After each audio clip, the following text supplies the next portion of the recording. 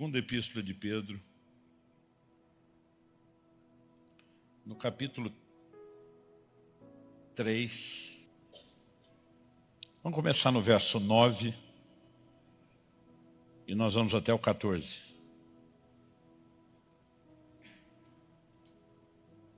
O texto sagrado diz assim: o Senhor não retarda a sua promessa, ainda que alguns a julguem demorada.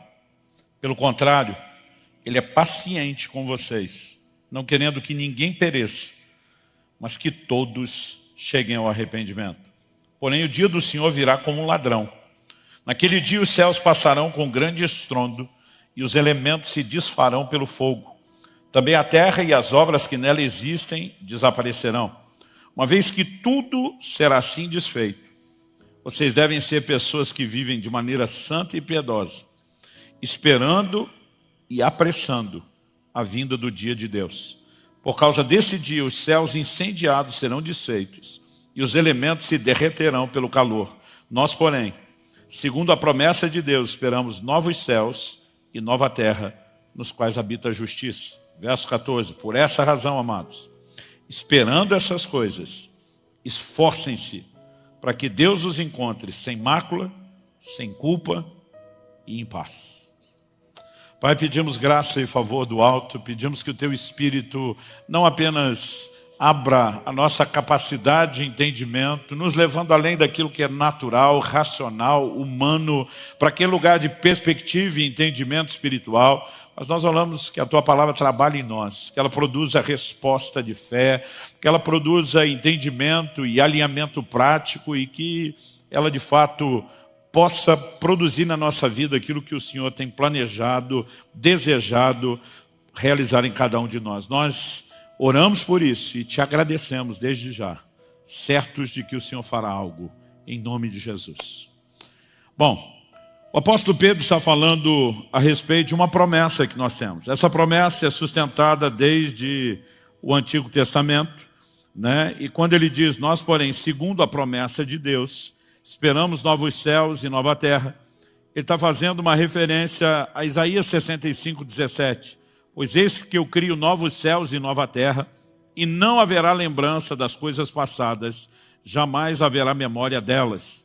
Também no Salmo 60, em Isaías 66, 22, no finalzinho já do livro, Deus diz, porque assim como os novos céus e a nova terra que hei de fazer estarão diante de mim, diz o Senhor, assim também estão diante de mim a posteridade e o nome de vocês.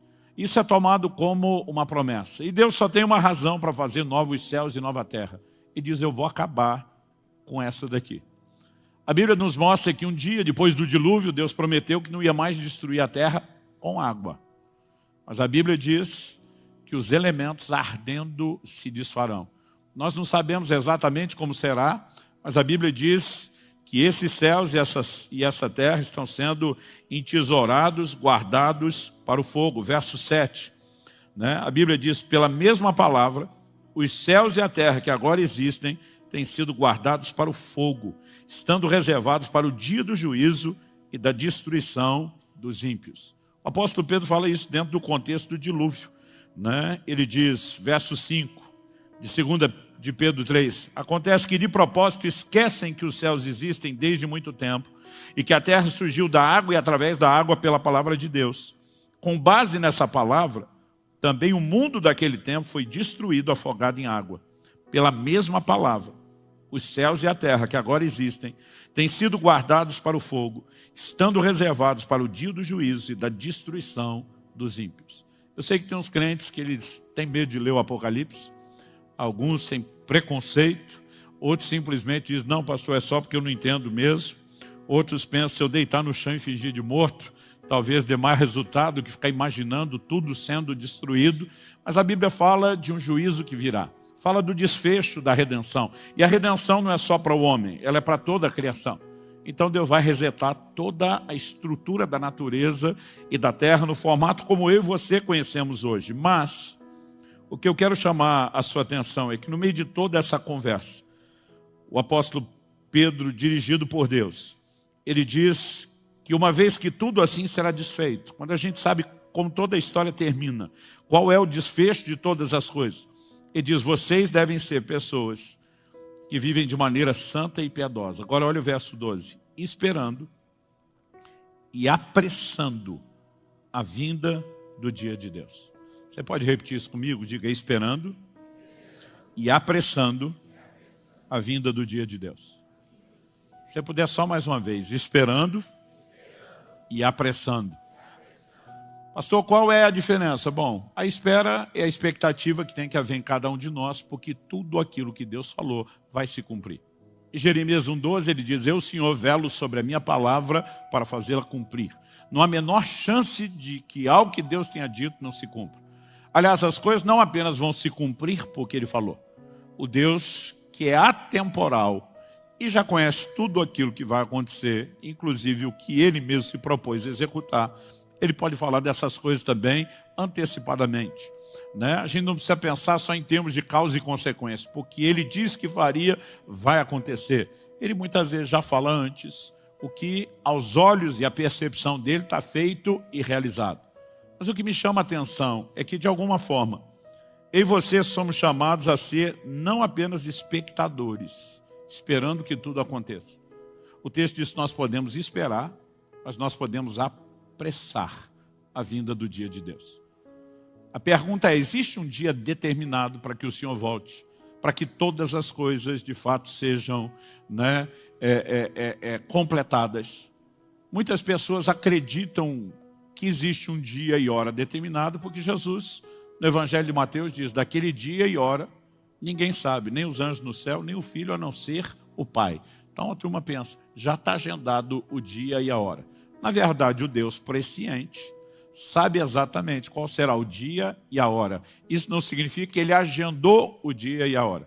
Porque se a Bíblia diz que nós podemos apressar, não pode ser que tenha uma data que está fixa e que ela não muda. Jesus disse que os dias da vinda do Filho do Homem seriam semelhantes aos dias de Noé. Então vamos lá. Quando é que o dilúvio veio?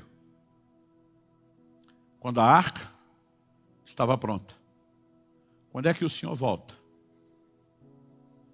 Quando a arca estiver pronta. E se eu e você nos apressarmos em prepará-la, nós podemos apressar o dia da vinda. Se nós nos atrasarmos em prepará-la, nós podemos viver o processo inverso. Em vez de apressar, nós podemos adiar. Então, há um entendimento do que eu e você precisamos ter sobre qual é o nosso papel. Quando falamos da vinda de Jesus, é apenas esperar? É apenas suspirar, como diz o livro do Apocalipse, o Espírito e a noiva dizem, vem. Aliás, essa expressão maranata do aramaico, que significa Nosso Senhor vem, ela era muito usada pela igreja. E nós precisamos entender que essa expectativa da igreja não colocava a igreja como muitos se comportam hoje, ou como outros acusam quem espera a vinda de Jesus, acusam injustamente, né? Como se a gente não tivesse compromisso com o trabalho. Existe uma linha de pensamento entre muitas pessoas, até porque alguns crentes deram motivo para isso, de que a coisa funciona mais ou menos assim. O crente que está falando da vinda de Jesus é porque desistiu de tudo, está esperando Deus fazer. Isso não é o conceito bíblico. Deus nunca disse que a gente deveria só esperar. Ele disse que a gente deveria apressar. Então a gente tem participação e não deveríamos ser só espectadores. Aliás, eu costumo dizer, quem realmente entende o que é a vinda do Senhor e como cooperar com Ele, normalmente diferente do que dizem, são os crentes que trabalham. O apóstolo Paulo que diz, nossa pátria está nos céus, de onde aguardamos um Salvador.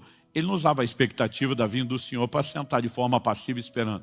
Ele diz, eu trabalhei mais do que todos os apóstolos. Quem realmente entende, sabe que tem que interagir, ele vai apressar. A pergunta é como podemos fazer isso? Como podemos apressar a vinda do dia de Deus? Eu acredito que algumas coisas que nós precisamos entender. A própria disposição de pregar o Evangelho, né, de expandir o reino de Deus, o que só acontece por meio da pregação, levando as pessoas à conversão, é parte do processo. Mas nós precisamos entender o que é que nós precisamos fazer também no ambiente espiritual para cooperar com a vinda do Senhor.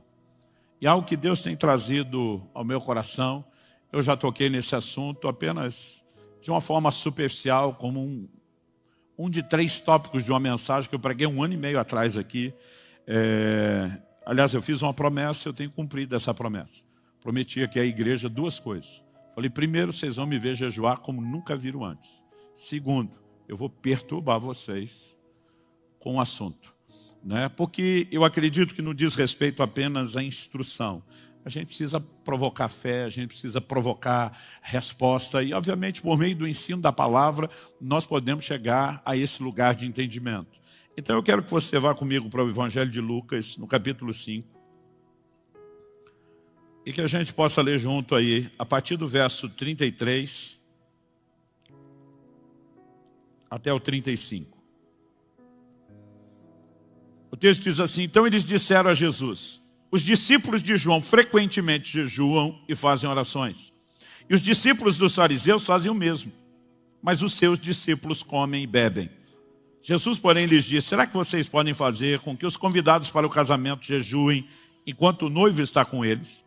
No entanto, virão dias em que o noivo lhe será tirado. E então, naqueles dias, eles vão jejuar. Então vamos fazer uma pausa aqui. Um grupo de pessoas, outros evangelhos sugerem, né, que foram os discípulos de João que fizeram isso. Eles vêm com um comentário. Olha, tem dois times aí que estão mandando forte, intenso no jejum. Os discípulos de João, uma referência a João Batista, e os fariseus. Os fariseus, nós sabemos que eles jejuavam 2 vezes por semana. Lucas 18:12, Jesus fala de um fariseu, sobe ao templo para orar, e ele se orgulha de jejuar 2 vezes por semana. Quando era garoto e lia isso, eu achava que era só ele. Quando você vai estudar história, a tradição mostra que os fariseus jejuavam às segundas e às quintas-feiras. Então isso era parte de um movimento coletivo. Tanto que por conta da orientação de Jesus, quando vocês forem jejuar, não façam como os hipócritas, a Didaquê, que é o documento, né, histórico mais antigo que nós temos em termos assim de um catecismo de orientação aos novos na fé, orientava os crentes do primeiro século a jejuar em dias diferentes dos fariseus para não serem confundidos com eles. Então, esses cristãos eram orientados a jejuar na quarta e na sexta-feira. John Wesley, no movimento de resgate, né, das disciplinas espirituais, de uma chamada do povo ao avivamento, ele decidiu resgatar essa orientação da Didaquê, ainda que não fosse uma determinação bíblica. Ele dizia, se os crentes faziam isso no início, nós não vamos perder nada fazendo isso. Aliás, John Wesley não ordenava ninguém ao ministério que não jejuasse toda quarta e toda sexta, né? Ele simplesmente dizia, eu me recuso a estabelecer no ministério ou reconhecer como um pregador alguém que não jejue esses 2 dias por semana. Então, nós temos 2 grupos que eram intensos no jejum. Eu não sei se os discípulos de João, porque era um movimento historicamente falando mais recente que o dos fariseus, se eles não jejuavam ainda mais para aparecer em primeiro lugar. Mas alguém chega para Jesus e diz, ó, esses 2 times, os caras jejuam para caramba, mas seus discípulos comem e bebem. Eu lembro de um médico uma vez falando isso para minha mãe. Falou, olha, vocês crentes não fumam, não bebem, mas come. Comem, que é um negócio fora do comum e da curva. Qual o propósito de um comentário desse que fizeram a Jesus? Então você imagina alguém se dirigindo a um pai ou uma mãe, dizendo, olha, os filhos de fulano são a bênção. Os filhos de Beltrano são comportados. Os filhos de Cicrano conhecem limite. Mas os seus, por trás desse mais os seus, a pessoa não está só criticando o comportamento dos filhos, mas está responsabilizando os pais, né? E a culpa é de vocês que não se posicionam. Então, naquela cultura, atacar o discípulo já era atacar o mestre. Mas fazer isso diretamente ao mestre era uma forma de responsabilizar. É o Senhor que não está ensinando eles a jejuar.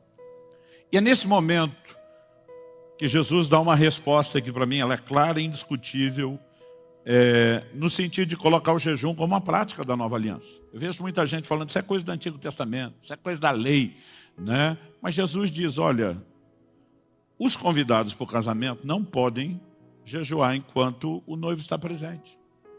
Dias virão em que o noivo será tirado.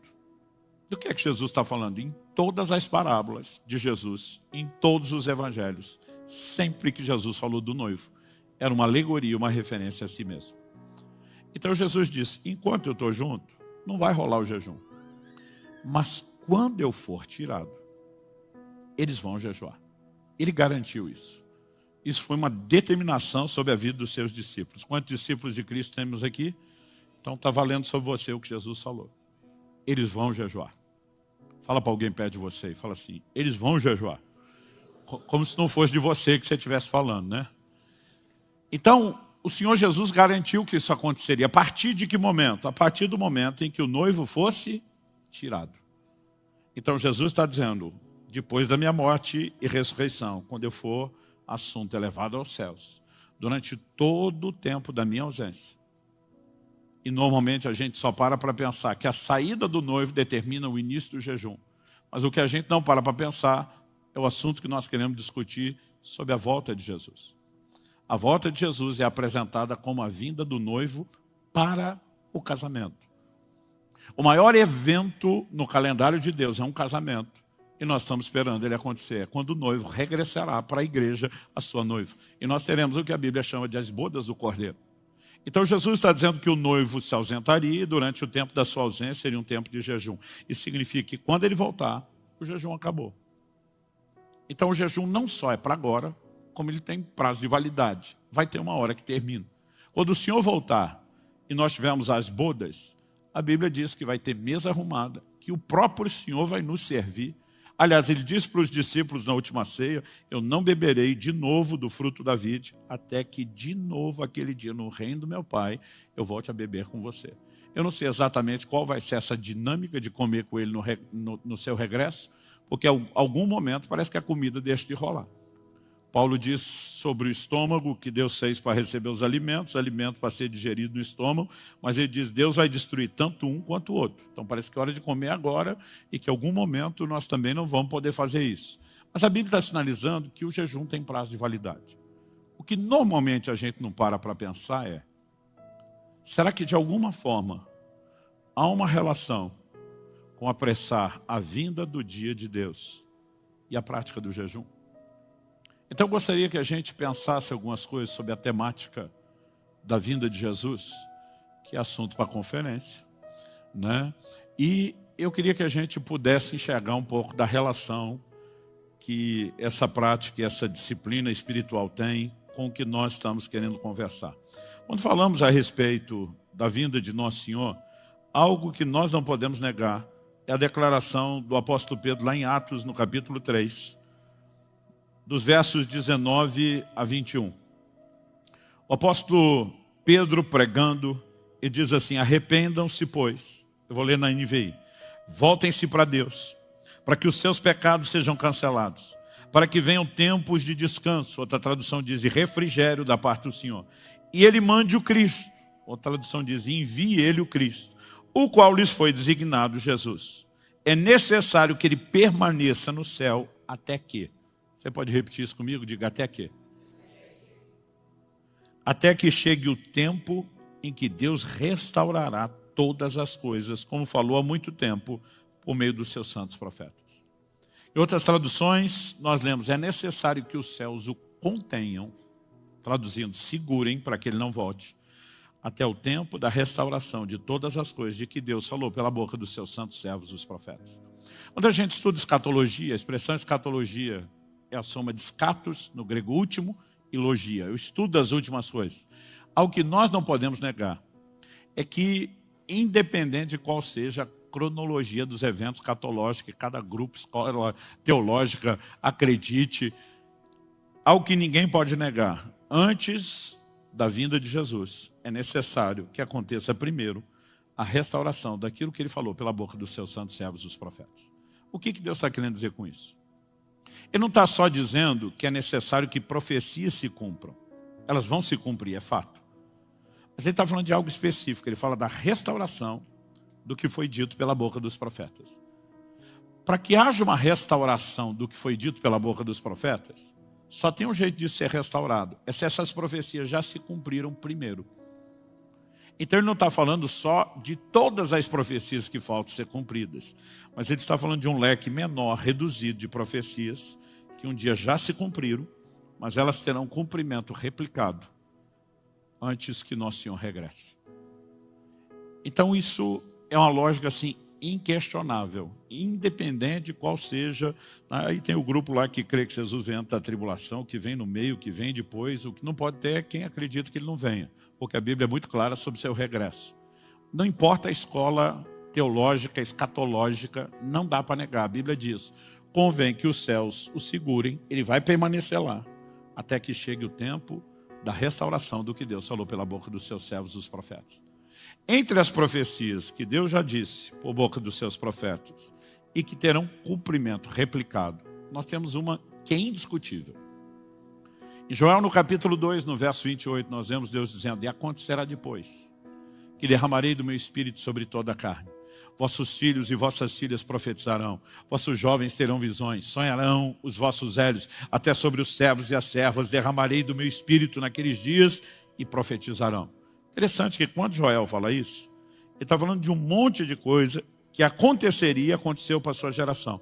Mas quando chega no verso 28, ele diz assim, e acontecerá depois. O que significa acontecerá depois? A gente pode imaginar, Deus está apresentando alguns requisitos que têm que ser preenchidos, e como consequência do preenchimento dos requisitos, nós teremos o resultado. Mas ele também pode estar dizendo, ainda que os requisitos sejam preenchidos, não vai acontecer agora, vai acontecer depois. A pergunta é, qual das duas coisas Joel estava falando? Particularmente, eu creio que foram as duas. Tinham requisitos e tinha uma sinalização de tempo, e a Bíblia é indiscutível sobre isso. O assunto é indiscutível. Por quê? Quando você olha para os dias de Joel, Deus agiu, Deus interviu, Deus moveu. Em Joel, no capítulo 2, no verso 18, diz, o Senhor se compadeceu do seu povo, mas quais foram os requisitos que Deus estabeleceu? Os mesmos que pavimentam a chegada de todo avivamento na Bíblia e na história. Deus sempre chama o povo ao arrependimento, à consagração, à santificação, à oração, ao jejum. Em Joel, no capítulo 2, você vê Deus dizendo no verso 12, ainda assim agora mesmo, diz o Senhor, convertam-se a mim de todo o coração, com jejuns, com choro, com pranto, rasguem o coração e não as roupas, convertam-se ao Senhor seu Deus. E aí ele fala que Deus é bondoso, é compassivo, é tardio em irar, ele muda de ideia quanto ao mal, porque eles estavam debaixo de juízo anunciado. E aí, verso 15, ele diz, toquem a trombeta em Sião, proclamem um santo jejum, convoquem uma reunião solene, reúnam o povo, santifiquem a congregação, congreguem anciãos, reúnam as crianças e os que mamam no peito, que o noivo saia do seu quarto, a noiva dos seus aposentos, que os sacerdotes, ministros do Senhor, chorem entre o pórtico e o altar e orem. Poupa o teu povo, ó Senhor, não faça da tua herança um objeto de deboche e de zombaria entre as nações. E foi nesse ambiente que o verso 18 diz, então o Senhor teve grande amor pela sua terra e se compadeceu do seu povo. Qual foi o nível de compaixão oferecido quando eles se voltaram para Deus de todo o coração, em arrependimento, santificação, consagração, oração, jejum? O verso 19 diz, o Senhor respondeu ao seu povo, eis que lhes envio o cereal, o vinho e o azeite, e vocês ficarão satisfeitos. Verso 23, ele diz, filhos de Sião, alegrem-se, exultem no Senhor seu Deus, porque Ele lhes dará as chuvas em justa medida. Fará descer como no passado as primeiras e as últimas chuvas. Então a nação estava em crise, havia fome, escassez de recursos, que eram originários da onde? Da desordem climática e da falta de chuva. Mas Deus diz, eu vou restaurar. Resultado, 24. As eiras se encherão de trigo, os lagares transbordarão de vinho e de azeite, restituirei os anos que foram consumidos pelos gafanhotos. 26, vocês terão comida em abundância e ficarão satisfeitos. 27, vocês saberão que eu estou no meio de Israel e que eu sou o Senhor, o Deus de vocês e que não há outro. E aí chega o 28 e ele diz, e acontecerá depois, que derramarei do meu espírito. A pergunta é, isso aconteceu na geração de Joel? Não. Não há nenhum registro desse nível de derramar do Espírito Santo. E não só não há o registro de que isso não aconteceu nos dias de Joel, como em Atos no capítulo 2, no dia de Pentecostes. O apóstolo Pedro se levanta para uma multidão atônita, que não só está vendo um povo falar em línguas, mas a Bíblia diz, os ouviam falar na sua própria língua das grandezas de Deus. E esse povo está lá atônito com tudo que está acontecendo. E Pedro diz, gente, esses homens não estão bêbados, como vocês estão pensando. Ele diz, é 9 horas da manhã. Mesmo se fosse a turma do porre, não tinha dado tempo dele chegar nesse nível. Ele diz, mas isso é o que foi dito pelo profeta Joel. E agora nós temos um registro da Bíblia dizendo, aquilo que foi prometido lá, está acontecendo aqui. E aí Pedro diz que o depois de Joel, não só Joel está dizendo, não é no nosso tempo, na nossa geração, mas Pedro está dizendo, o depois do profeta Joel cumpriu agora. Mas a pergunta é, então cumpriu e acabou? Não. Pedro levanta e ele faz uma releitura da profecia de Joel. Ele está falando pelo Espírito. O registro do livro de Atos foi feito pelo Espírito Santo. E Joel nunca falou, acontecerá nos últimos dias. Joel disse, acontecerá depois. Não é agora, é lá na frente. Pedro se levanta e na hora de citar Joel, ele cita toda a profecia de cor, ipsis literis. Mas ele começa dizendo, e acontecerá nos últimos dias, diz Deus, que derramarei do meu Espírito sobre toda a carne. O que significa últimos dias? Ele está dizendo, esse negócio cumpriu aqui, mas não para aqui. Vai cumprir de novo, antes do fim de todas as coisas. Como sabemos que, além da fala de Pedro, essa profecia foi jogada para ter um novo cumprimento no tempo do fim? Porque ela tem alguns sinais que não aconteceram no dia de Pentecostes. Em Joel, no capítulo 2, nos versos 30 e 31, a Bíblia diz, mostrarei prodígios no céu e na terra, sangue, fogo e colunas de fumaça. O sol se transformará em trevas e a lua em sangue, antes que venha o grande e terrível dia do Senhor. A pergunta é, no dia de Pentecostes, o sol se transformou em trevas e a lua em sangue? Não. A Bíblia não registra nada disso. Mas o que a Bíblia diz é que por ocasião da vinda de Jesus, esses sinais vão acontecer. Mateus 24, 29, palavras do próprio Jesus. Logo em seguida a tribulação daqueles dias, o sol escurecerá e a lua não dará sua claridade. As estrelas cairão do firmamento e os poderes dos céus serão abalados. E então aparecerá no céu o sinal do Filho do Homem. Todos os povos da terra se lamentarão e verão o Filho do Homem vindo sobre as nuvens do céu com poder e grande glória. Apocalipse 6, de 12 a 14. Vi quando o Cordeiro quebrou o sexto selo. Houve um grande terremoto. O sol se tornou negro como pano de saco feito de crina. Traduzindo, o sol escureceu. E a lua ficou toda vermelha como sangue. As estrelas do céu caíram sobre a terra, como a figueira deixa cair os seus cigos verdes quando sacudida por um vento forte. E o céu recolheu-se como um pergaminho quando se enrola. Então todos os montes e ilhas foram movidos do seu lugar. O sol se converter em trevas, a lua em sangue, são sinais que precedem a vinda de Jesus. Não aconteceram nos dias de Joel, não aconteceram no dia de Pentecostes. São sinais que foram prorrogados para o fim. Então, junto com esses sinais, um novo cumprimento, Pedro joga, e acontecerá nos últimos dias, diz Deus, eu vou derramar.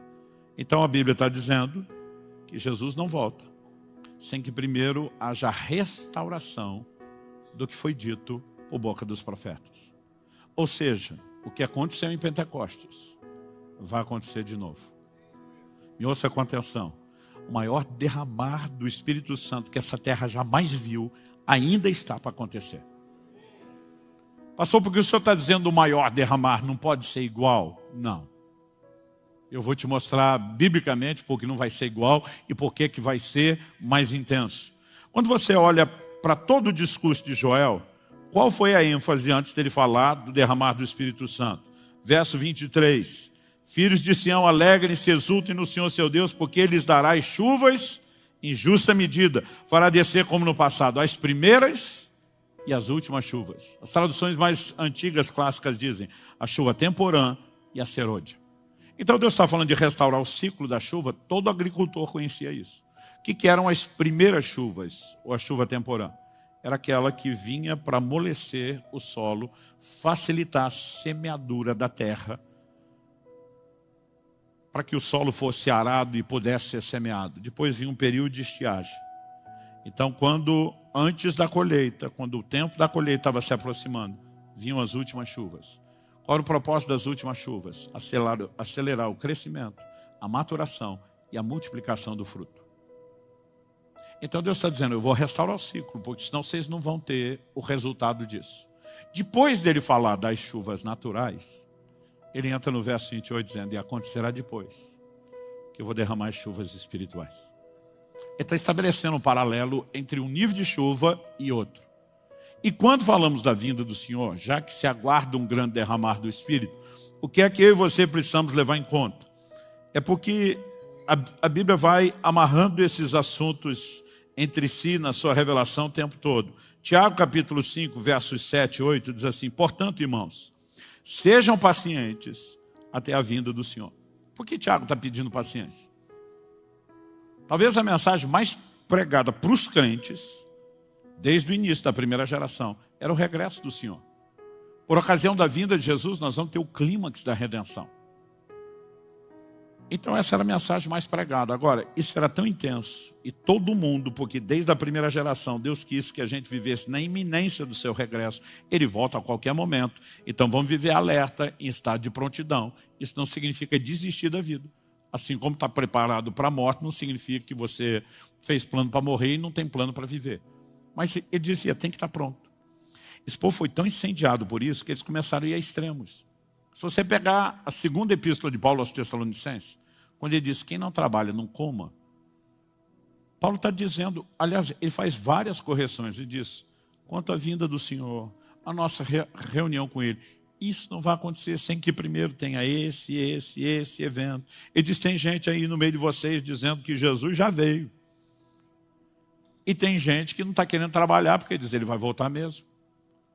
Eu sou parte de uma geração que na década de 80, virando para o início de 90, eu ouvia tanto falar da vinda de Jesus, como hoje não se fala. Nossos cânticos, as pregações, as mensagens, era um negócio assim, a gente ficava o tempo todo, Jesus está voltando, Jesus está voltando, Jesus está voltando. Eu lembro dos adolescentes da igreja. A gente dizia assim, estudar para quê? Jesus está voltando. Trabalhar para quê? Jesus está voltando. O que a gente queria era casar. Então a gente dizia, Maranata, vem Jesus, mas depois do nosso casamento. Como fosse possível casar sem estudar e trabalhar. E esse tipo de mentalidade já tocou a igreja. E eles tiveram que ser repreendidos. Mas aí o tempo foi passando e eles migraram para o outro extremo. Que é o que o apóstolo Pedro fala lá em 2 de Pedro, no capítulo 3. Eu li dos versos 9 ao 14, depois a gente voltou um pouco ali, os 5, 6 e 7. Mas no verso 4 ele diz que as pessoas estavam zombando da vinda do Senhor. Dizendo, tudo está como no início. Os pais já começaram a morrer, muitos dos apóstolos estavam indo embora. Jesus não veio, está tudo do jeito que estava antes. E alguns começaram a colocar em descrédito a mensagem da vinda do Senhor. Então eles saíram de um extremo, não vão fazer nada porque ele vem a qualquer hora, para outro extremo. Eu acho que não vem coisa nenhuma e nós somos trollados. É nesse momento que Tiago está dizendo, irmãos, sejam pacientes. Ele prometeu que volta, ele volta. Segura aí, paciência. Depois de pedir paciência, ele diz o seguinte, ainda no verso 7. Eis que o lavrador aguarda com paciência o precioso fruto da terra, até receber as primeiras e as últimas chuvas. Sejam também vocês pacientes e fortaleçam o seu coração, pois a vinda do Senhor está próxima. Então Tiago continua falando da vinda de Jesus. E agora ele dá um exemplo que todo mundo entende. Por quê? Naquela época todo mundo cultivava a terra. Todo mundo tinha a horta lá de casa. Todo mundo entendia exatamente o que era a hora de plantar, o que era a hora de colher. Então ele falou, gente, vocês têm que ser pacientes. E ele está dando um exemplo da paciência que se espera de nós. O lavrador espera com paciência o precioso fruto da terra. Eles até que receba não só as primeiras, na verdade acontecem até antes da semeadura, mas até que receba as últimas chuvas. Por que ele tem que ser paciente esperar as últimas chuvas? Porque se ele colher depressa antes das últimas chuvas, ele sabota a própria colheita. Ele vai ter uma colheita bem menor do que teria. Então ele precisa ficar esperando até que venha a chuva. Porque quando vier a chuva, ele vai dizer, valeu a pena esperar. Então Tiago usa isso como um exemplo da nossa paciência. Mas ao mesmo tempo, eu quero dizer para você que a minha leitura da afirmação de Tiago, ele não está só falando do tipo de paciência que nós temos que ter. Ele está apresentando uma alegoria profética. Cristo é o lavrador. Nós somos o precioso fruto da terra. Por que é que ele não voltou ainda? Porque ele está exercendo a paciência do lavrador. Como que nós sabemos disso? Porque nós lemos isso em 2 de Pedro, no capítulo 3, lá no início. E como já faz um tempinho que a gente leu e eu falei um monte de coisa, eu quero voltar lá no versículo 9 de 2 de Pedro 3. E diz, o Senhor não retarda a sua promessa. Ele prometeu voltar? Sim. Ele está atrasando o cumprimento da promessa? Não. Ainda que alguns a julguem demorado. Os caras estão dizendo, por que ele não voltou? Agora, se os caras já estavam ansiosos desse jeito há 2000 anos atrás, como é que alguns de nós ficamos hoje? E diz, ele não retarda a sua promessa, ainda que alguns a julguem demorada. Pelo contrário, ele é paciente com vocês. Por que ele não voltou ainda? Porque ele está exercendo paciência. Por que ele está exercendo paciência? Pelo mesmo motivo do lavrador. Ele é paciente com vocês, não querendo que ninguém pereça, mas que todos cheguem ao arrependimento. A Bíblia está dizendo que ele não voltou ainda, porque ele está de olho na maior colheita de todos os tempos que essa terra jamais presenciou. E para que a maior colheita aconteça, ele não pode vir antes das chuvas. Quem está entendendo? Pastor, e o que isso tudo que o senhor está falando tem a ver com apressar a vinda do dia de Deus? Vamos lá. Se ele não vem antes das chuvas, e a gente de alguma forma puder cooperar para que as chuvas sejam antecipadas, isso significa que nós estamos apressando a vinda do dia de Deus. A Bíblia está dizendo que nós podemos apressar. Se dá para antecipar, dá para postecipar. É que nem quando as pessoas falam, quando chega a hora do fulano morrer, não tem nada a ser feito. Eu discordo desse fatalismo absoluto. Porque quando você olha na Bíblia, você vê pessoas, por exemplo, honra seu pai e sua mãe, você prolonga seus dias. Se tem dia certo para morrer, como é que você vai aumentar? Mas se aumenta, significa que você pode mudar a agenda. Agora, do mesmo jeito que alguns prorrogam, a Bíblia fala que outros antecipam. Então, a gente pode fazer o dia da morte antes, ou a gente pode empurrar o dia da morte para depois. Quando falamos da vinda de Jesus, não é diferente. Quando ele vai voltar? Quando a arca estiver pronta. Então, nós podemos apressar o dia da vinda dele, não só trabalhando na arca, pregando o evangelho, mas se de alguma forma nós podemos participar e interferir na vinda dessas chuvas, que são o fator determinante para a maior colheita, que é o grande motivo da paciência dele, então a gente precisa entender como é que nós fazemos isso. E aí você volta lá na profecia de Joel, e você percebe que nos dias de Joel, para a parte que se cumpriu naquele dia, entre os requisitos que eram inegociáveis, Deus fala de arrependimento, santificação, de oração, está tudo lá. Mas Deus disse, vocês têm que jejuar. Volte-se a mim com jejuns. Proclamem um santo jejum. Então, tudo que Deus fez na geração de Joel, quando ele teve compaixão, não excluiu, não se limitava só ao jejum, mas não excluiu. Agora o tempo passou, parte da profecia de Joel foi empurrada lá para frente, a gente sabe que vai se cumprir no dia de Pentecostes. Quando essa hora está chegando e se aproximando, aparece um doido de pedra na nação de Israel, chamado João Batista, vivendo um estilo de vida jejuado. A Bíblia diz que ele se alimentava só de mel e gafanhotos. Pensa na dieta top. Mas ele não apenas tem um estilo de vida jejuado, ele, como mestre tem muitos discípulos, tem que ser o primeiro a dar exemplo. Então os discípulos de João não jejuariam tanto como é mencionado, se ele próprio não fizesse isso, além da vida jejuada que já tinha. Mas no dia que João Batista, que é chamado na Escritura de o precursor de Cristo, no dia que ele passa o bastão, no batismo de Jesus, dizendo, eis o Cordeiro de Deus, que tira o pecado do mundo. Uma voz audível da parte de Deus, foi ouvida por todo mundo que estava lá. Esse é meu filho amado, em quem me comprazo. E a Bíblia diz em Lucas, no capítulo 3, foi nesse dia que Jesus começou o seu ministério. João entrega o bastão e Jesus pega e diz, agora é comigo. Qual foi a primeira coisa que Jesus fez quando saiu do Jordão? A Bíblia diz, o Espírito guiou ao deserto. E ali ele fez o quê? Jejuou 40 dias e 40 noites. Quando o tempo do novo cumprimento da profecia de Joel está para chegar, Deus começa um movimento de restauração do jejum. O derramado do Espírito não aconteceria ainda enquanto Jesus estaria na terra. Mas ele começou a dizer, quando o noivo for tirado, eles vão cair para dentro do jejum. Eles vão vir com sangue nos olhos, faca no dente, eles vão vir com tudo. E de alguma forma a restauração do ambiente do jejum cooperaria para que a segunda etapa do cumprimento da profecia de Joel se cumprisse. Quem está acompanhando? Agora pensa comigo. Se na primeira etapa de cumprimento da profecia de Joel, isso não rolou sem jejum. Se na segunda etapa de cumprimento da profecia de Joel, isso não rolou sem jejum. A pergunta é, enquanto estamos aguardando a restauração ou o novo cumprimento do que foi dito pela boca dos profetas para que ele volte. Você acha mesmo que isso vai acontecer sem jejum? Eu e você precisamos entender que além do impacto que o jejum produz sobre nós enquanto indivíduos, na mortificação da carne, no despertar sensibilidade para com Deus, na sensibilidade à ação do Espírito, na exposição e ativação do sobrenatural, a pergunta que a gente deveria fazer é: qual o impacto coletivo que uma grande mobilização de jejum pode produzir? E uma das coisas que Deus tem falado comigo, porque eu tenho alguns amigos que são crentes de verdade, não é que não são não, mas o cara fala assim: subirá, nós estamos com medo, tu está ficando fanático com esse negócio. Eu falei: fanático por quê? Os caras, jejum de 40 dias. Eu falei: eu não sou o único, tem um monte de gente fazendo. Aí um falou para mim: 2 por ano? Quanto você conhece? Eu falei: aí diminuiu um pouco a lista.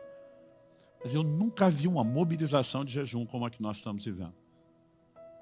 O jejum sempre foi parte, ao longo da história, somado à oração, sua irmã gêmea, de uma preparação para os moveres de Deus.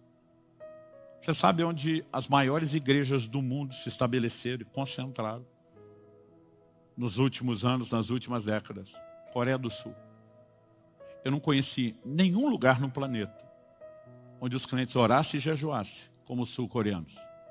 Em 2009 eu estava numa série de pregações no Japão, e Kelly e eu conseguimos escapar no meio de 2 semanas de agenda. Nós tiramos 2 dias, pegamos um voo, 2h30, fomos para Seul, fomos para a Coreia do Sul.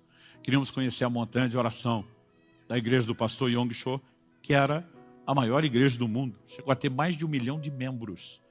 Não estamos falando de uma denominação, gente. Estamos falando de uma igreja.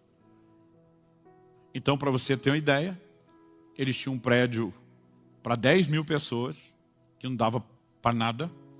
Eles construíram uma estrutura anexa de 6 andares, onde botavam mais 10 mil por andar para assistir o culto em circuito fechado de televisão. Hoje a gente chamaria de telão. E eles botavam 70 mil pessoas por culto. E tinha 7 cultos no domingo. Quanta gente eles conseguiam reunir? 490 mil. Os crentes velhos eram proibidos de ir na igreja para os novos poderem ir. Você consegue imaginar a logística de trânsito no dia de culto em volta da igreja? A maior parte da polícia estava lá só para mobilizar e coordenar o trânsito. Era um negócio insano. Agora, eles tinham uma montanha chamada Montanha de Oração, onde o povo assim, tirou 30 dias de férias, dava 3 dias de dízimo para Deus. Vamos lá orar e jejuar, vamos buscar Deus. Eu queria muito conhecer a Montanha de Oração. E lá fomos.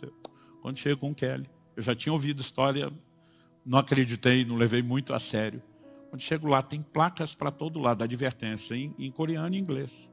Proibido jejuar mais do que 40 dias. Eu falei: o quê? Eu, na época, o máximo que eu tinha feito era 21 dias. Eu conhecia 2 ou 3 pessoas que tinham jejuado 40. E eu olhei aquilo e falei: aqui eles têm que proibir o povo. Então, quando as pessoas me perguntam: pastor, o que o senhor quer dizer com o título do seu livro? Cultura do jejum. Eu digo: cultura do jejum é quando ele deixa de ser esporádico, ocasional, ele se torna parte de uma prática insistente, recorrente, repetitiva, massiva e coletiva que vai se alastrando. Eu nunca vi tanta gente na nossa nação jejuar como nos últimos anos. Eu nunca vi tanta gente entrar em jejuns prolongados como nos últimos anos. Eu nunca vi tanta gente fazendo jejum intermitente, jejum parcial, jejum recorrente, uma vez por semana, como estamos vendo. Por quê? Há um movimento de Deus despertando algo que vai atrair as últimas chuvas, que por sua vez será o fator determinante para a maior colheita de almas de todos os tempos, que por sua vez será o fator determinante para que nosso Senhor regresse. A minha pergunta para você é: você quer só esperar a vinda do dia de Deus? Você quer estar só no time da expectativa? Ou você quer estar no time dos que apressam? Eu, entendendo essas verdades, eu fiz uma escolha. Falei: eu não vou ser só o time da expectativa. Uma hora ele volta. Espero que venha logo. Eu tomei a decisão, eu quero apressar, eu vou pregar o evangelho, eu vou trabalhar, eu vou fazer tudo. Tudo que está ao alcance, tudo que a Bíblia orienta, para que essa arca esteja pronta. Mas existe algo a respeito das chuvas, que nós só vamos produzir com oração e com jejum. Eu creio que há uma convocação de Deus, para que não só a gente entenda um cenário que está se formando, né? Para que não só a gente perceba que há um Senhor o tempo todo dizendo, eis que cedo venho sem demora. O tempo todo ele olha para cada geração e diz, eu quero que vocês participem, não só na expectativa, eu quero que vocês trabalhem, eu quero que vocês orem, eu quero que vocês jejuem, para que as coisas não precisem ser proteladas ou adiadas. Pastor, o senhor acha que ele vem na nossa geração? Eu não acho nada, eu acho que ele vem. Ele diz, daquele dia e hora ninguém sabe. Todo mundo que inventa esse negócio de tentar datar, está fora da determinação divina. O que eu quero não é tentar descobrir quando ele vem. É apressar isso. Não importa se vai ser na minha geração ou nas próximas, mas nós temos que apressar a vinda do dia de Deus. E a pergunta é, será que você entendemos o privilégio que é participar disso e cooperar com Deus em algo tão grande, extraordinário? Outro dia eu vi um cara todo metido porque trabalhava numa multinacional que estava em mais de 100 nações. Eu falei, grandes coisas. Eu estou envolvido no maior empreendimento do universo. Falei, só isso aí que você faz é nada perto do que eu faço, né? Eu e você temos o privilégio de cooperar com Deus e estabelecer o reino dele na terra. E a gente simplesmente vai olhar para isso e dizer, vamos ficar indiferentes. Eu não estou dizendo que você tem que fazer os jejuns prolongados que eu estou fazendo. O que a gente tem que fazer é começar a fazer alguma coisa. Meu primeiro jejum aos 15 anos de idade foi uma refeição só. E ainda regada a refrigerante, porque eu achei que se não bebesse a glicose eu ia desmaiar. Tanto que assim, os fariseus esculhambaram a gente quando souberam do jejum. Uma refeição só, ainda regada a refrigerante, né? Porque sempre tem um fariseu para dar pitaco no jejum dos outros. Mas sabe, com o tempo eu fui descobrindo, peraí, tem gente que fica mais de uma? Tem. Dá para descobrir e fazer isso de forma inteligente? Sim, dá para fazer da forma errada. Eu já durante muito tempo eu vi muita coisa errada, não preparava para entrar no jejum, sofria desnecessário, não sabia como, né, voltar. E com o tempo você simplesmente vai desmistificando as coisas. Eu tenho uma convicção muito forte dentro de mim. E eu não quero ser o cara que corre o Brasil e o mundo falando disso e fala pouco do assunto para vocês, os da casa. Já faz 1 ano e meio da última vez que eu falei disso. Eu achei que era um bom momento da gente dar atenção. O que você pode fazer para, em vez de só esperar, você dizer para Deus, eu quero apressar o dia da vinda de Deus. Eu quero cooperar. Então existe todo um processo de santificação, de oração, de intercessão. E como eu falei, é um combo, não é uma coisa só. Então nós nem podemos achar que é só o jejum, mas nós nem podemos excluir o jejum do pacote. E eu fico pasmo quando eu vejo crentes que uma vida inteira não jejuaram, não tem plano, faz questão de aprender, e ele imagina que se ele não souber, melhor ainda. Porque assim, talvez Deus não me cobre porque eu não sabia. E para vocês, são os da casa, deu ruim para o lado de vocês. Porque não vai faltar exemplo, não vai faltar ensino, não vai faltar orientação. Nós precisamos entender. E quando você vai estudar, eu amo estudar a história dos avivamentos. Não existe avivamento que não foi precedido ou pavimentado pelo mesmo caminho. Arrependimento, santificação, oração, jejum. Isso começa a criar uma movimentação no reino espiritual. As coisas começam a mudar. E sabe, eu acredito que como Elias falou, Deus está levantando muita gente para dizer, eu ouço ruído de abundante chuva. As chuvas estão vindo. A questão é, nós vamos só esperar que elas cheguem por si, ou nós vamos apressá-las. Eu e você temos o privilégio de nos posicionar diante de Deus e dizer, nós vamos estar no time que vai apressar. Até porque eu acredito que o próprio Jesus, em Mateus 24, se você pegar lá dos versos 36, abre lá comigo. Mateus capítulo 24. Do verso 36 ao 44. Jesus diz, a respeito daquele dia e hora ninguém sabe, nem os anjos dos céus, nem o Filho, senão o Pai. Pois assim como foi nos dias de Noé, assim será também a vinda do Filho do Homem. Ele está estabelecendo um paralelo. Qual o paralelo? Pois assim como nos dias anteriores ao dilúvio, comiam e bebiam, casavam e davam-se em casamento, até o dia em que Noé entrou na arca. E não o perceberam, até que veio o dilúvio e os levou a todos. Assim será também a vinda do Filho do Homem. Então 2 estarão no campo, um será levado, o outro será deixado. Duas mulheres estarão trabalhando no moinho, uma será levada, a outra será deixada. Portanto, vigiem, porque vocês não sabem em que dia virá o Senhor de vocês. Porém, considere isso. Se o pai de família soubesse a que hora viria o ladrão, vigiaria e não deixaria que sua casa fosse arrombada. Por isso, estejam também vocês preparados, porque o Filho do Homem virá a hora em que vocês menos esperam. Para ser a hora em que a gente menos espera, não ache você que todo mundo vai estar percebendo, entendendo, dizer, uau, a hora está chegando. Ele falou, a maioria vai estar adormecido, vai estar sem percepção espiritual. Por quê? Porque diz, como foi nos dias de Noé. Comiam, bebiam, casavam, davam em casamento. Deus está dizendo que é errado comer e beber? Não. Deus está dizendo que é errado casar e dar em casamento? Não, porque isso foi ideia dele. O problema do povo nos dias de Noé não era meramente comer e beber, casar e dar em casamento.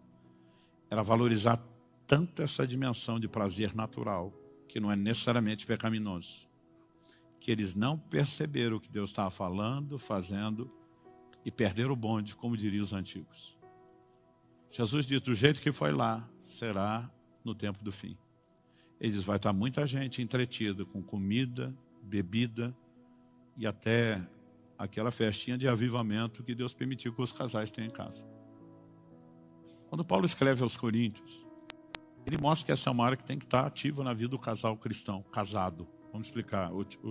Ultimamente a gente tem que falar casal, casado, do jeito bíblico, que é o homem, que é a mulher, que é só com o mesmo, que não troca.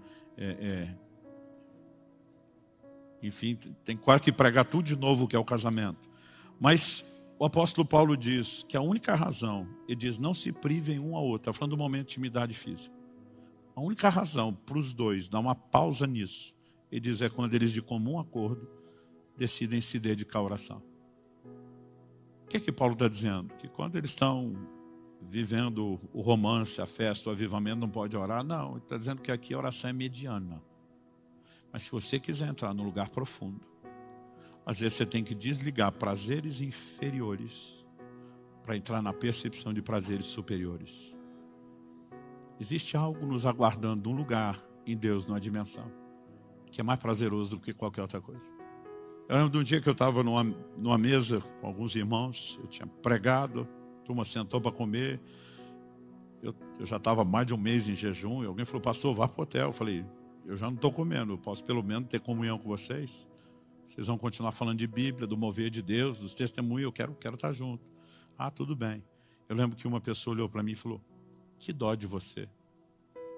Eu não tive coragem de responder, mas eu pensei, que dó de você. Que acho que quem está perdendo sou eu. Eu só ficava olhando e dizendo, quem está perdendo é tu. Achando que isso aqui é tão importante, que você simplesmente não quer entrar na percepção de algo maior e mais profundo. Há uma convocação sendo feita. Eu estou feliz de ver uma mobilização de jejum nessa casa como nós nunca vimos antes. Mas eu vou dizer, isso é só o começo. Eu acho que o povo por aí vai dizer que nós estamos ficando doidos. E você é parte dos doidos. E eu queria te encorajar a se permitir ser recrutado por Deus. Para o time dos que não só vão esperar a hora que as coisas aconteçam por si. Para jogar no time daqueles que vão dizer, nós vamos apressar. Nós vamos atrair isso. Você recebe essa palavra?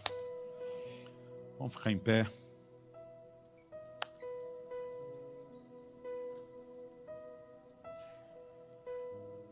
Eu queria que você pudesse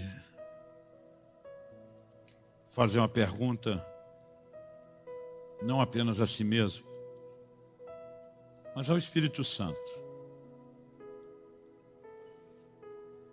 Deus, o que o Senhor espera de mim?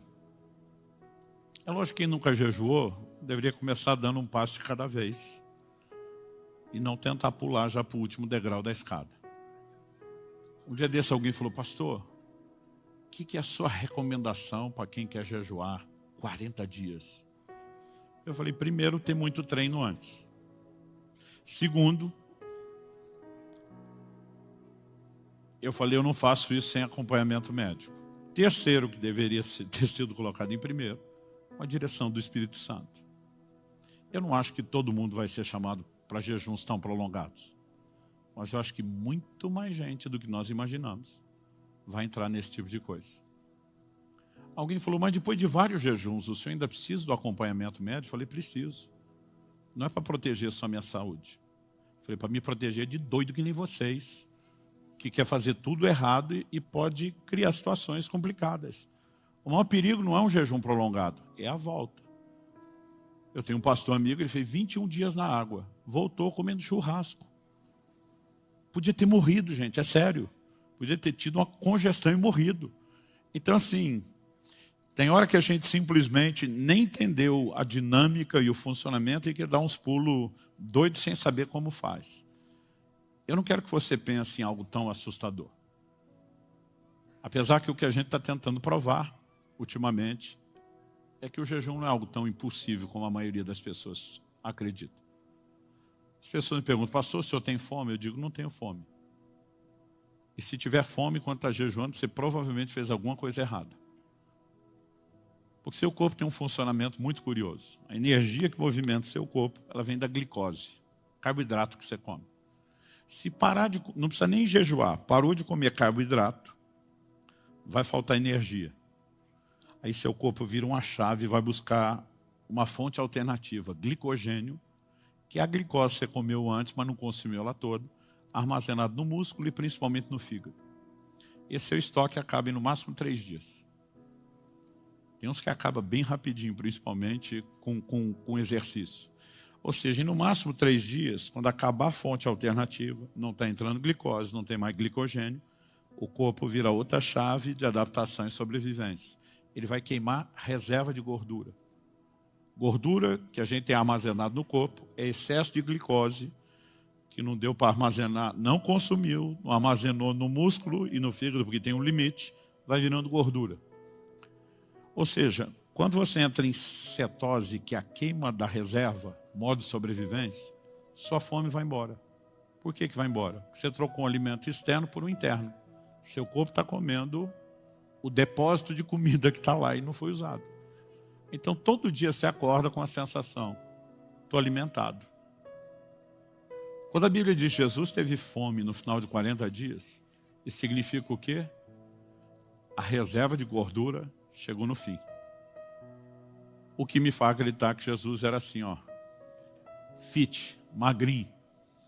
O tanto que andava, alimentação saudável, uma época que não tinha poluição, não comiam nada industrializado.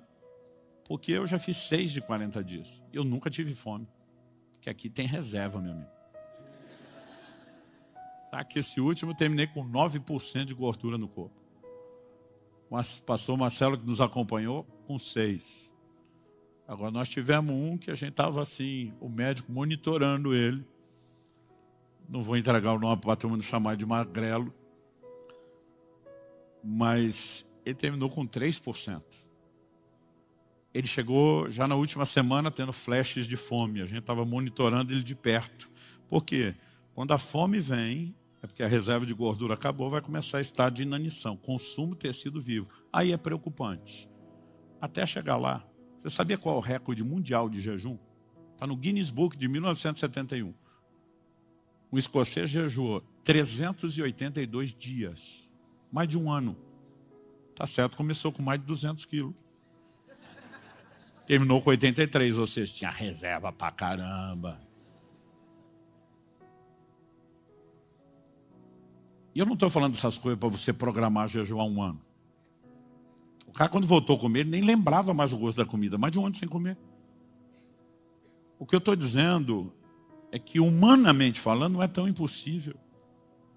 E se nós ainda tivermos uma direção de Deus, sabedoria, entendimento, orientação, a gente não podemos encarar um dia, 2 dias, 3 dias. A partir do 3º dia, eu sempre digo que a pessoa tem que ter um pouco de prática e cuidado. Mas se você também aprender algumas coisas, você pode sofrer bem menos. Eu lembro de um dia, falei para o nosso finado, saudoso pastor Francisco, eu na época ainda fazia jejuns de no máximo uma semana, ele já tinha feito 30, 40 dias. Eu lembro que eu falei, Francisco, por que o jejum tem que ser tão ruim nesses primeiros 3 dias? Dor de cabeça, irritação. Eu dizia, eu jejuo para ser santo, eu peco mais. Eu quero matar uns nos primeiros 3 dias de jejum. Eu lembro que ele olhou para mim e falou assim, se já não tem a sabedoria de se alimentar direito, podia no mínimo ter a inteligência de desintoxicantes do jejum. Eu falei, como é que é? Ele falou, todo esse sofrimento que vocês passam é por causa das coisas erradas que come. Faz uma limpeza antes. O sofrimento do jejum é a limpeza do corpo. Quanto mais você sofre, mais indício. Outro dia eu falei, não pastor, eu desisti de jejuar porque eu sofro muito. Eu digo para as pessoas, quanto mais você sofre, essa é a maior prova de que você precisa jejuar pela sua saúde, para limpar o corpo. Um dia desse eu estava com um pastor, e ele falou assim, todo mundo reclamando dos primeiros 3 dias, que é difícil. Ele falou, eu nunca passei o que vocês estão passando, nunca senti mal para jejuar. Ele falou isso, falou impossível. Eu falei, possível, mas só tem uma explicação. Eu falei, você jejua pelo menos um dia por semana. Ele olhou para mim e falou assim, há 34 anos. Ele vai mantendo o corpo dele limpo, passando pelo processo de limpeza, desintoxicação o tempo todo. Você pode começar com jejum intermitente. Jejum intermitente, jejum interrompe. Você vai tendo janelas. Eu, por exemplo, no dia a dia, não tem nada a ver com o propósito com Deus. Eu tento me obrigar pelo menos 12 horas, de um dia para o outro, no mínimo, ficar sem comer e dar descanso para o intestino. Mas no ano passado, do dia 1º, eu contei isso, do dia 1º de janeiro até 14 de setembro. Eu não contei depois. No ano passado, eu jantei 7 vezes. Eu normalmente almoço entre meio-dia e 1, vou comer numa janela de 6 horas até 18 ou 19, depois 18 horas sem comida. Não é nem 24 horas, mas se você faz isso com frequência, seu corpo está limpo. Então assim, eu paro de comer a qualquer hora e já não tenho dor de cabeça. Mas ainda assim tem cuidado que você pode tomar. Então você pode começar a dizer, cara, eu vou começar com 12 horas, eu vou subir depois para 14, para 16, para 18. Depois de fazer isso com uma certa frequência, eu vou tentar 24 horas. Esses dias alguém falou, pastor, o que o senhor acha do jejum de 24 horas? Eu falei, gente, não tem o que achar. Esse é o tipo de coisa que a gente tem que fazer até com mais regularidade. Os prolongados é que não. Mas à medida que a gente vai aprendendo e entendendo o que é que Deus quer, para onde Ele me chamou, e a gente consegue corresponder com aquilo que é esperado de nós, isso basta. Eu conheço gente que nunca fez jejuns prolongados, mas jejua com frequência, com regularidade. Então assim, o como você vai atender, Jesus não definiu a periodicidade de quanto tempo, Ele não definiu a duração do jejum e nem o tipo. Tem até jejum parcial. Significa o quê? Que você pode tirar um grupo alimentar e ficar com outro. Alguém pode fazer lá um jejum. Não, eu não estou comendo, mas eu vou tomar um caldo de legumes, não vou ficar totalmente sem nada, mas vou me privar de muita coisa.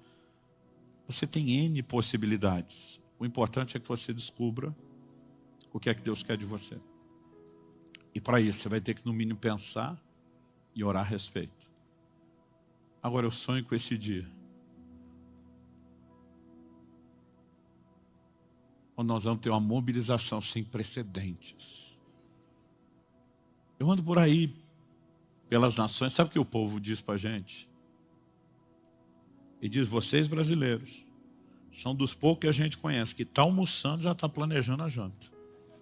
Está jantando, já está planejando a comida. Ele falou assim, vocês respiram comida, é algo emocional. Eu falei, deve ser. Porque eu achava que o resto do mundo era que nem a gente. E é frustrante ver que eles não são. Mas de repente você começa a perceber, isso não precisa ser o centro de tudo.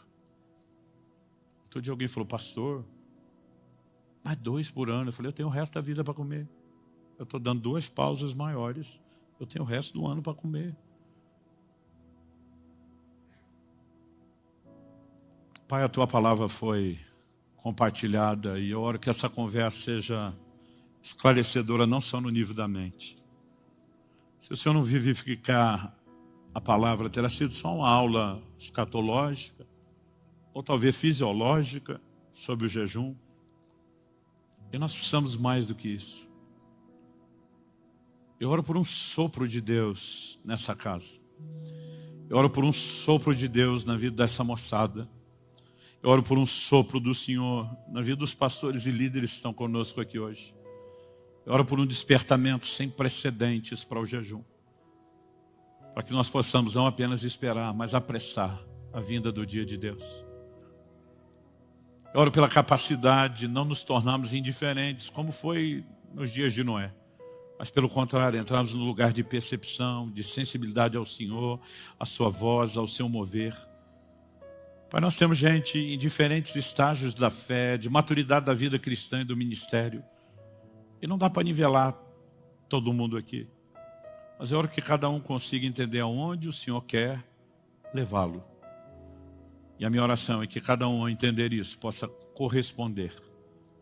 Que haja disposição de aprender, que haja disposição de intensificar, de crescer numa prática que talvez hoje seja ocasional ou quase nula. Nós oramos que essa história possa ser mudada. E nós oramos que o Senhor nos dê a graça de não só promover esse entendimento e prática em outros lugares, mas de viver intensamente isso como casa, como igreja local. Nós oramos em nome de Jesus. Fale com Deus por um instante. Peça ao Espírito Santo que não apenas aqui, não só agora, mas que Ele possa trabalhar esse assunto dentro de você, encontrar espaço e lugar não só de reflexão no seu coração, mas também de resposta. Oramos por dias de percepção ao teu chamado, Senhor.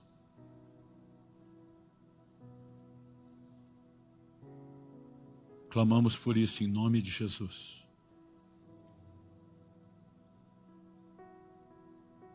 Não queremos ir além e nem tentar fazer mais do que o Senhor quer, mas também não queremos ficar aquém e nem fazer menos do que o Senhor espera de nós. Ajuda-nos a discernir teu chamado.